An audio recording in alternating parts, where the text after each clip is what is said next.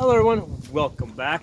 I was having a very interesting conversation earlier today with somebody about how obviously reckless the anti-gunners have become. Okay, so you would think after the NYSERPA versus Bruen decision that came out from the Supreme Court, and also the West Virginia versus EPA decision, right? They would have maybe changed their strategies a little bit, have become maybe a little bit more cautious. But instead, I mean, they're like plowing right ahead, pushing right back against the Supreme Court. Supreme Court in these two decisions, in the Bruen decision, basically told them that, hey, gun control, the only way that gun control can be legal or constitutional is if there is some historical analog that existed around 1791 when the Second Amendment was ratified. So that's the Bruen decision, and then the West Virginia versus EPA decision basically said that that government bureaucracies cannot make law. Okay, and if they make any significant changes to the law that impacts lots of people and a large part of U.S. industry, that's unconstitutional. It has to go through Congress. And so basically, you've got the anti-gunners. The strategy that they have adopted is that since they can't really move anything through Congress, the strategy that they have adopted is to put pressure on Biden for him to put pressure on the ATF to make quasi-law, right? To make law through, or rather, illegal law. Illegal law. That's the way I can phrase that, right? So they put pressure on Biden to basically put pressure on the ATF. And I say pressures because the ATF doesn't necessarily have to listen to him. They can say, hey, what you're asking us to do is unconstitutional and illegal. But they have basically submitted, and they've given us the recent rulings that they have on the frames and receivers and the pistol brace, and all indications are that they're going to lose. Okay, they're going to lose, and they're going to lose big.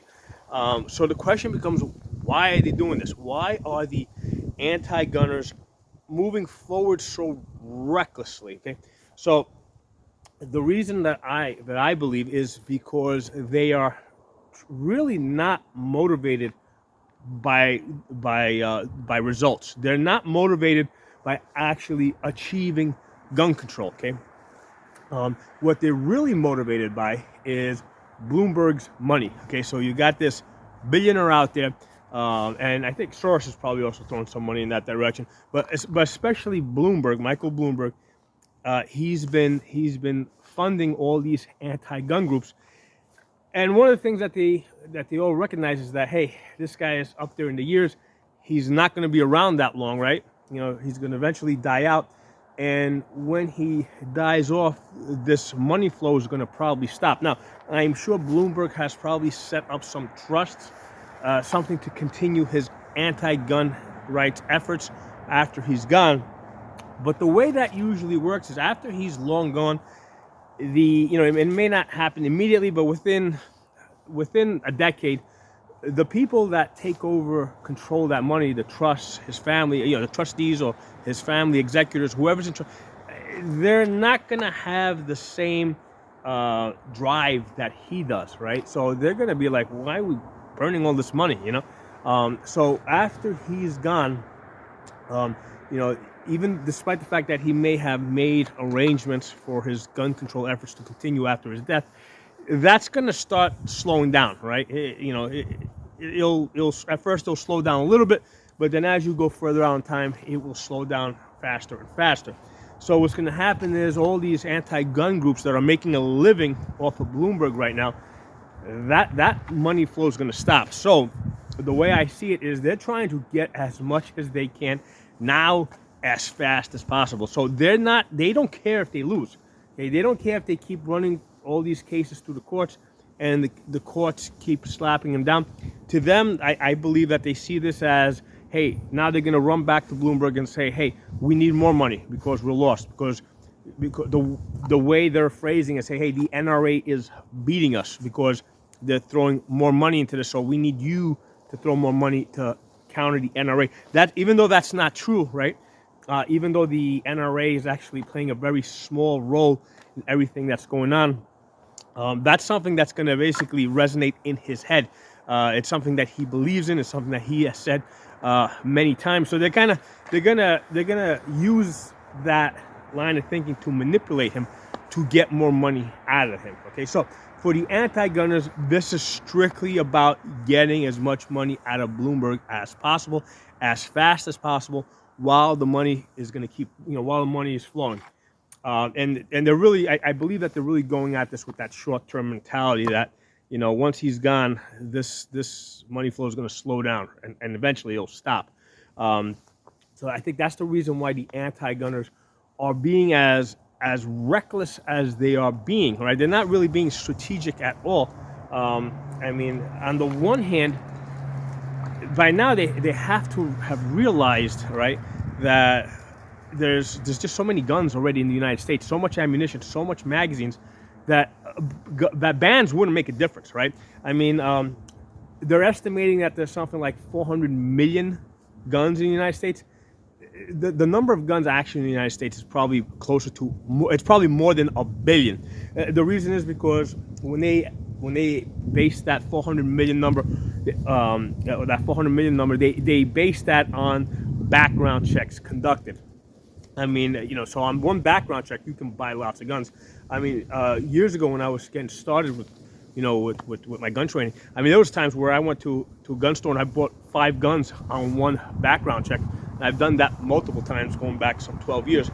So people buy lots of guns, on a single background check.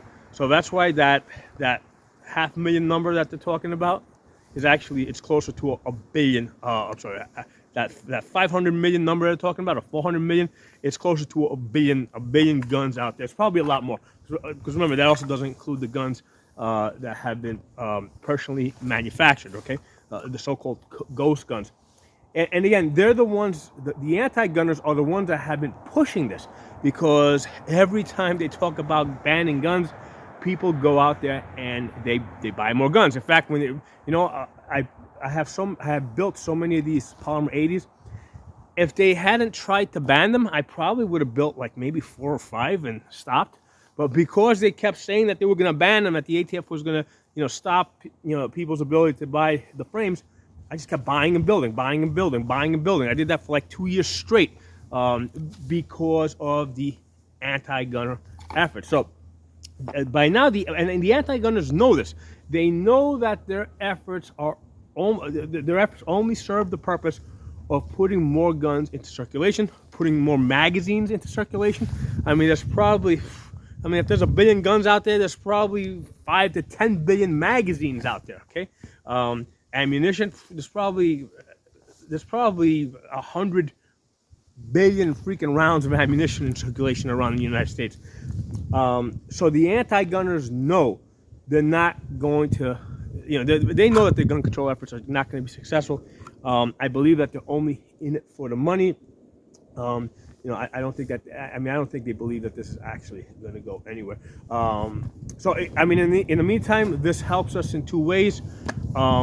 We are putting more guns into circulation. We are recruiting more people over to our side, because if it wasn't for basically the anti-gunners are chasing people over to our side. Okay. So they're helping us recruit more and more people. When guns are in the news, right? For whatever reason, whether it's for good or bad, people are thinking about guns, right? Even if they're talking about banning guns, they're in the news. People become curious. They're like, you know what? Let's go try out these guns and see what they're all about. So by guns being in the news, guns have become like one of the most popular thing in the United States. Okay. There's more and more people getting into guns. So the gun controllers are failing. They know they're failing. And they're just in it for the money. The other thing that they're doing is, because they're pushing all these cases through the courts at a faster and faster rate, the other thing that's obviously going to happen is it's going to be codified into law, right? We're actually going to get these cases. Because if they were thinking strategically, they might think, hey, let's wait 10 years, 5 years or 10 years and see if the balance in the Supreme Court changes. But no, they want to try and rush everything through the courts now. So to me, that's a good indication that they're not trying to win. They're just trying to get money out of Bloomberg as fast as possible while they can still get money out of him. So thanks for watching. I'll talk to you all soon.